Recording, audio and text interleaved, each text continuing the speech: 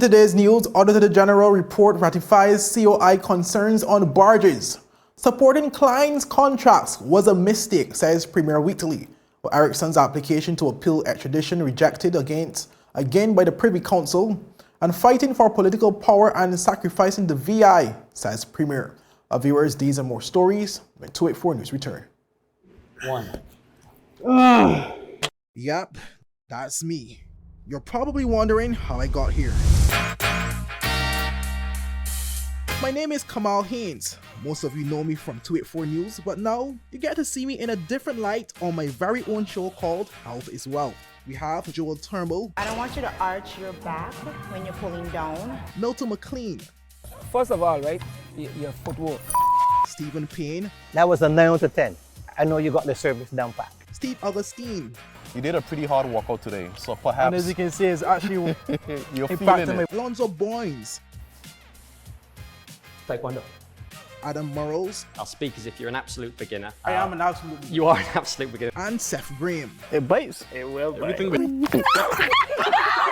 Get your water, get your fruits and veggies, and experience a wealth of knowledge about getting healthy.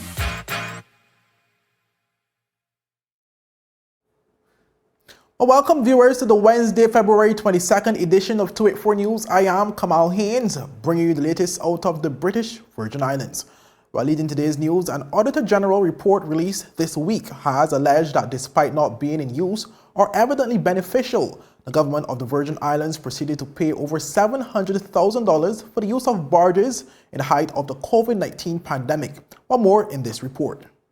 The government of the Virgin Islands is under great scrutiny following the release of an Auditor General report which seemingly justifies the concerns of the United Kingdom and a wide section of the society surrounding the issuance of high-valued contracts for the use of easy shipping barges. The report emerged following an audit undertaken pursuant to Recommendation B23 of the Commission of Inquiry report. It has been determined that there is no evidence to support the effectiveness of the barges and that payments for their use by the government continued for 2 months after the barges had been abandoned. While the National Security Council approved the use of barges following the emergence of an unsolicited proposal from Easy Shipping, it mandated that a rapid tender process be undertaken to source competitive submissions. In that time, 2 other local companies were engaged. Auditors found that before this process could be completed, the Easy Shipping barges were engaged by the Premier without the knowledge or approval of the Governor, the NSC, or the Cabinet.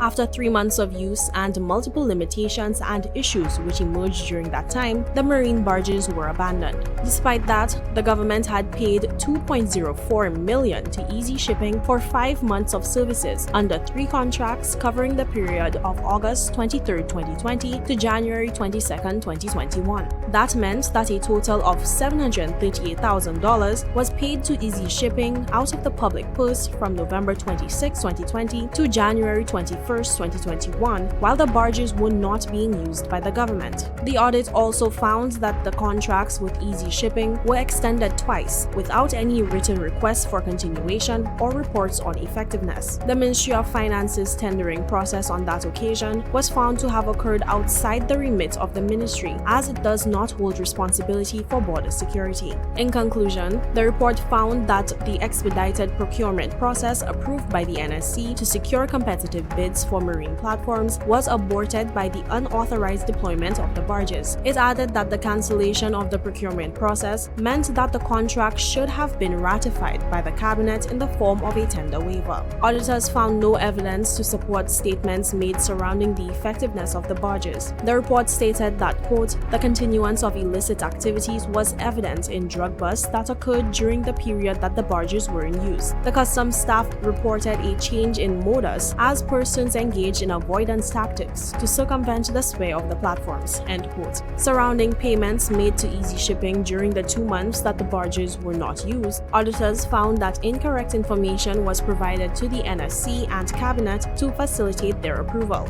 The report stated, quote, actions taken by the Premier and the Ministry of Finance with respect to border security without authorization of the NSC and the Governor may have amounted to overstepping their legislative authority. The former by engaging engaging the barges and latter by issuing public tenders for territorial surveillance equipment for border security." End quote. The Auditor General has made recommendations on this matter as follows. 1. Each of the departments should be reminded of their respective roles for territorial and border security to avoid future instances of overstepping authority. 2. An assessment should be performed by the Attorney General Chambers to determine whether the government should pursue recovery of the amounts paid to Easy Shipping for the period 26 November 2020 to 22 January 2021, when the barges were not in use by the government. 3. An assessment should be performed by the police and the Director of Public Prosecutions on whether any offenses were committed with respect to the engagement of the marine platforms. And 4. There should be clear legislative repercussions at all levels for persons who disregard legislative authority and knowingly commit the government to an expenditure in a manner that is not approved. For 284 News, I am Jacques Wooding. Well, Premier Dr. The Honorable Natalia Wheatley has confessed that his support of Claude Skelton Cline's contracts under the Andrew Foy-led Virgin Islands Party government from the period March 2019 to September 2021 was a mistake. Well, Premier Wheatley's comment came during the debate stage of the Auditor General's special report on Cline's contract, which was laid before the House of Assembly on Tuesday. But the report highlighted several failed areas of Cline's contracts during his more than 2 years of employment and concluded that the purpose of his consultancy was not to add value to the government, but rather to provide employment for Cline. Yes, this contract that we speak about, these contracts for Claude Skelton Cline, did come to cabinet, and I did support them. And I'm here to say to you, Madam Speaker, that I believe that my support for these contracts was a mistake. And I believe that the former Premier made a mistake in engaging Claude Skelton Cline with these contracts. And it is okay to acknowledge a mistake. There's nothing wrong in acknowledging a mistake. Some persons will say, oh, you acknowledge a mistake, there you go. You've admitted how horrible you are. We all make mistakes sometimes. But it takes a man, or in some cases a woman, to be able to admit when you made a mistake. Well, Premier Wheatley said the only way for the territory to grow moving forward is for elected officials to assess themselves by being harshly truthful. The period that we are in right now, Madam Speaker, is a period of reform. It's a period of self-reflection. And if we fool ourselves into believing that we have nothing to fix, we will not improve this territory for the better. Indeed, we must fix this territory. And to fix this territory, we have to look at ourselves. Well, being honest is a quality that a Premier believes lies within Cline, as he is popularly known for his radio talk show program, Honestly Speaking. I do believe my good friend understands the concept because he has a whole platform dedicated to speaking honestly and openly. And my good friend, whenever he has the opportunity to, has no qualms about expressing his views openly and honestly. And if that means that some persons get offended, well, so be it. And I myself have been the subject of some of his honestly speaking discussions, which he has every right to do, and regardless of the conclusions that he has come to about myself or anybody else, I remain his friend. While stating that some of the Auditor General reports have had questionable conclusions, Premier Wheatley agreed with her conclusion on Cline's contract, stating that it was relatively straightforward. Her report is her report, but her conclusions can be questioned. And in some other audits, she has some questionable conclusions, in my view. In this audit, it's pretty straightforward. We have Mr. Clark Cline, who received, I believe, a total of 3 contracts. He was paid exorbitantly for those contracts, and his contribution to the success of the initiatives that he was tasked to complete was marginal at best. Well, according to the Auditor General's report, Cline received a total of $365,650 from the 3 contracts over the more than 2-year period. Moving on, viewers, where while it is unclear when accused Erickson will be forced to leave the territory of the Virgin Islands, it is clear that the long-awaited extradition will take place definitively. Documents dated February 15, 2023, received by our newsroom show that the Privy Council has rejected Erickson's application for an appeal against the governor's order to have him extradited to the United States of America on charges of conspiracy to launder monetary funds from outside of the USA and illegally transporting those funds into the USA.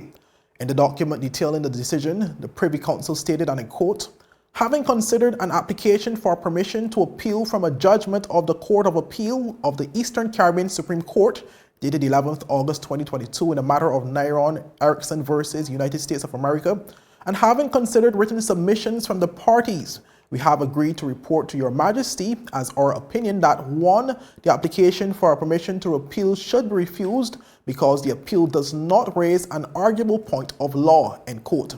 Additionally, the Privy Council also stated that His Majesty King Charles III was, and I quote, "pleased by and with the advice of his Privy Council to approve the report and to order that those charged with administering the government of the British Virgin Islands and all others whom it may concern are to ensure that it is punctually observed and obeyed," end quote. Well, viewers, more to come as this story develops. Well, up next, fighting for political power and sacrificing the VI, says Premier, and buckle up. Penn warns of much more alarming reports to come. But these and more stories after a word from our sponsors.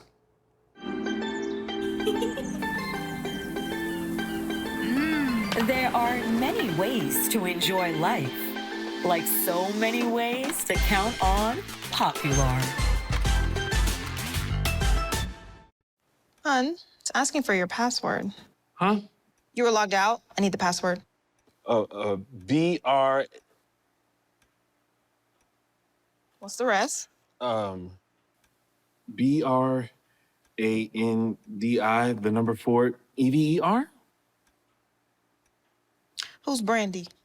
We're like the password that isn't your ex-girlfriend's name. CG Insurance. Good like that. I should have changed it. You should have. You're right. Father Jesus, that line here long like church service. Alright, do enjoy the rest of the day. Next customer line, please. Wait, hold on a second. Yes, Sonny boy, come, yes, son. Good morning. Good morning, Sonny boy. What on there? You must have cut fun topic. It's okay, I'll take care of it. What? No man to take care of me. How may I assist you? Yes. You want top of power? You want top of power? Join the prepaid party with CCT and enjoy more affordable data plans, more top-up promotions, more savings with hero bundles, and more value for your money each and every Tuesday with Top Up Turn Up Tuesday. Visit a CCT store today or anywhere CCT Top Up is sold and top up your phone. 5, 10, 15, 20, 25, 30. You want top of power? Welcome back, viewers. Our Premier Dr. the Honorable Natalia Wheatley believes against emerging reports alleging misuse of public funds by the government Virgin Islanders must remain unified and not be quick to segregate by casting blame as they see due. One more in this report. He who is without sin cast the first stone. Those were the sentiments of Premier Dr. the Honorable Premier Wheatley as he stood before the House of Assembly following heated debates on Tuesday evening. That sitting brought two Auditor General reports surrounding apparent misuse of public funds to be laid before the House. Wheatley said that while these reports may focus on the last 3.5 years, they are truly evidence of failures in governance spanning successive administrations. We are not without sin. We are not without blame. The COI process that we have now, some of these audits, yes, there's a real focus on the last 3.5 years. But without a shadow of the doubt, Madam Speaker, and Sir Gary Hickenbottom says this, former Overseas Territory Minister Amanda Millen says this, the failures that we have experienced in governance span successive administrations. And before I go forward with that point, let me just make sure persons understand that while we have some areas of deficiency, we have far more areas to be proud of. While acknowledging that the Virgin Islands, like many other societies, is not without flaws, Wheatley asserted that having such audits, investigations, internal processes, and moments of self-examination is necessary to growing and developing the territory. The key, he said, is to learn from them, not play the blame game. Saying my sin is bigger than your sin, that's not going to get us anywhere. Saying, you know what?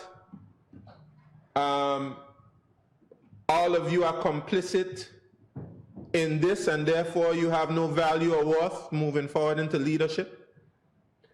That's not going to get us anywhere, Madam Speaker, because when we look back past the 3.5 years, there are lots of examples. We're right next to the Elmo Stout High School right now. And there was an audit on a wall. And there were individuals charged, actually, for that. And they led parties. And we stood next to them. We even write letters defending them. And we could point to other places, Madam Speaker. If you talk about waste of government funds, we can look to the planes that never materialized. I mean, I can go on and on and on, Madam Speaker, but those things don't get us anywhere. That's just a ploy for political power. Wheatley stressed that Virgin Islanders cannot fall into the trap of fighting against each other for political power and sacrificing the Virgin Islands as a result.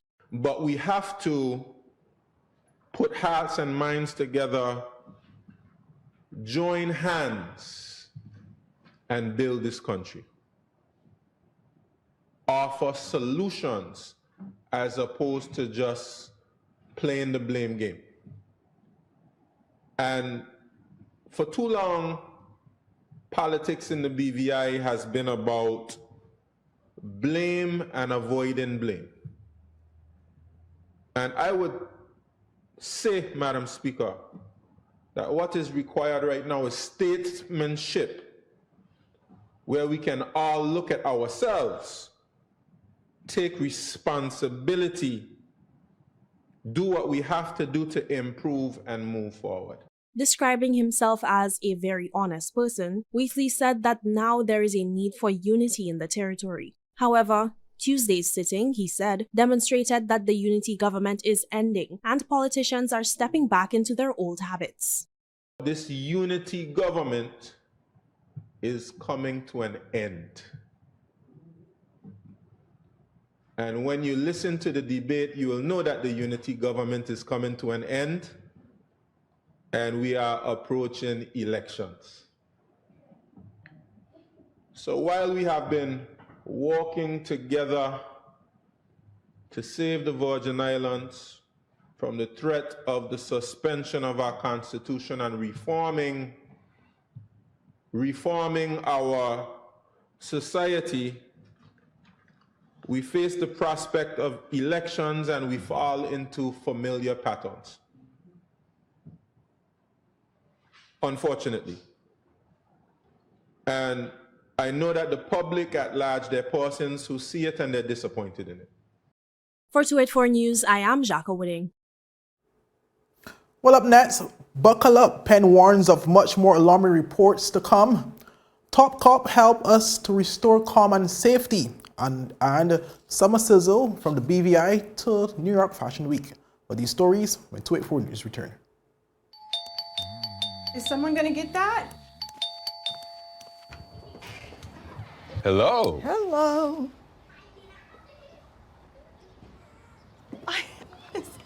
So nice of you to have cleaned up for us. Hi, baby. We're like in-laws that don't show up unannounced. Don't worry. I've got this. CG Insurance. Good like that.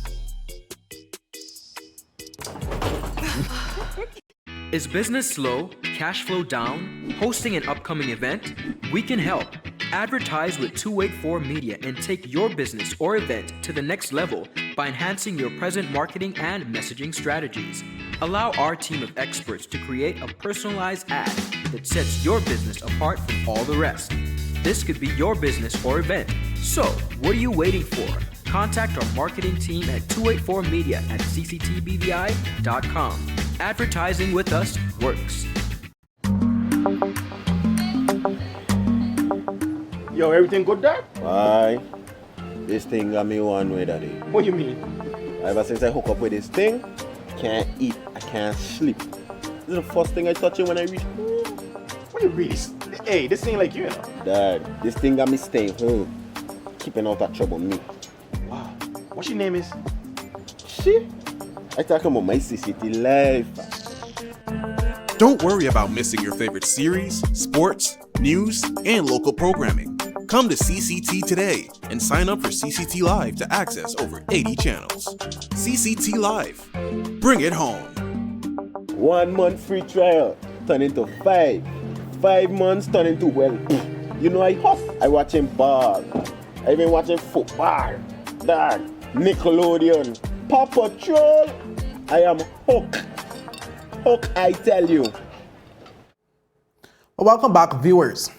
Well, Minister for Health and Social Development Honorable Marlon Penn is urging the BVI public to brace themselves for the information that will be revealed once the pending audit reports from the active investigations are completed and made available to the public.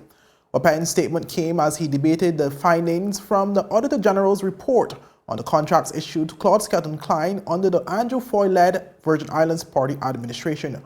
Well, he predicts that the information from the pending investigations will be much more alarming in comparison to the findings from Cline's audit report.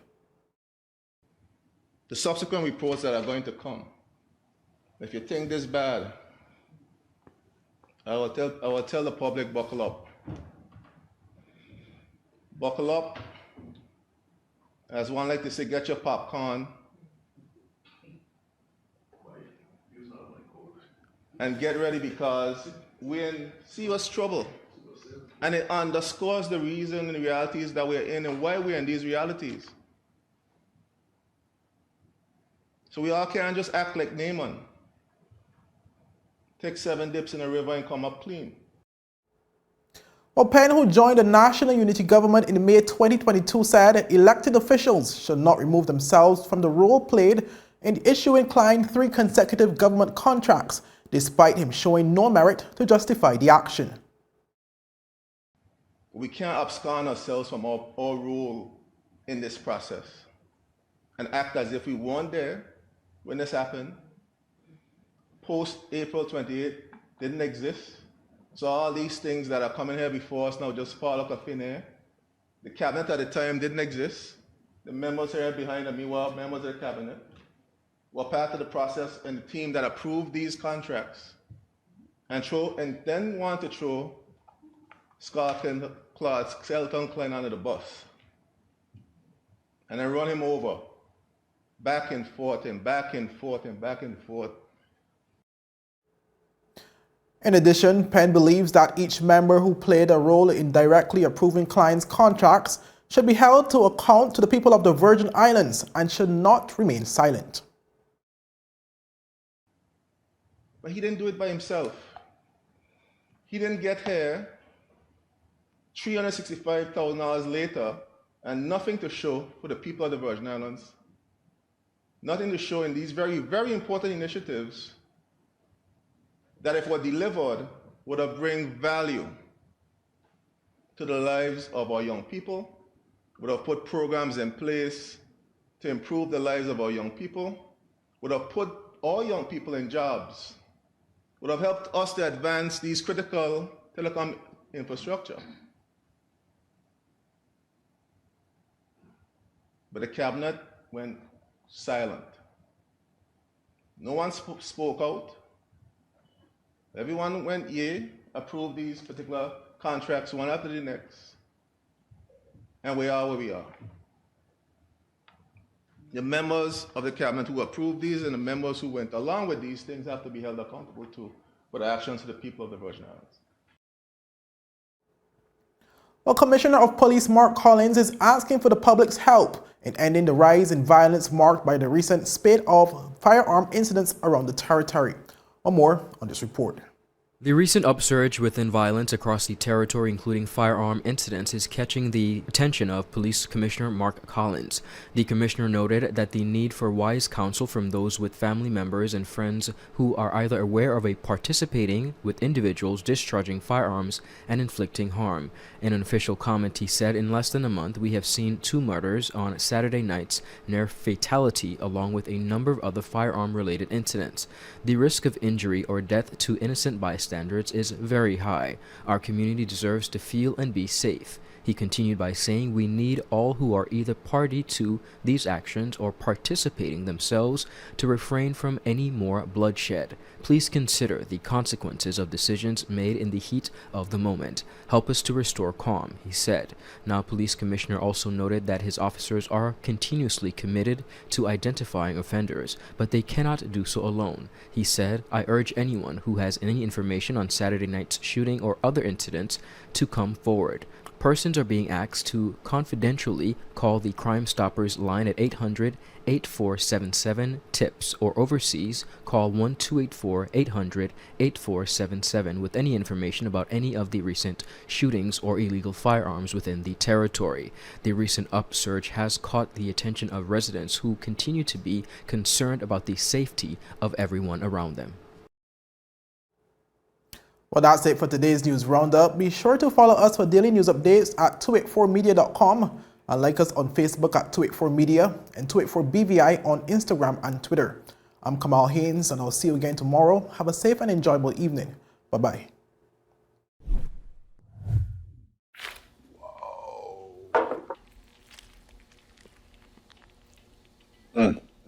Is that my lunch?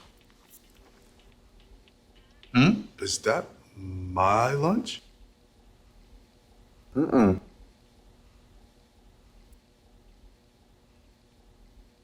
We're like the coworker that doesn't eat your lunch. I'm John. I'm John. CG Insurance. Good like that.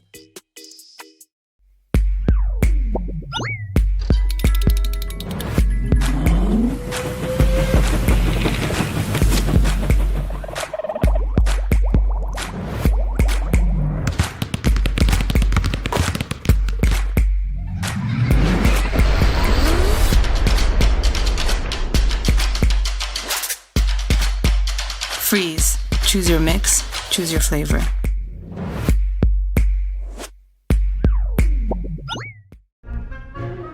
So you're saying I can ask this cat any question? The cat is connected to the computer. You just type in the question, it will read his mind.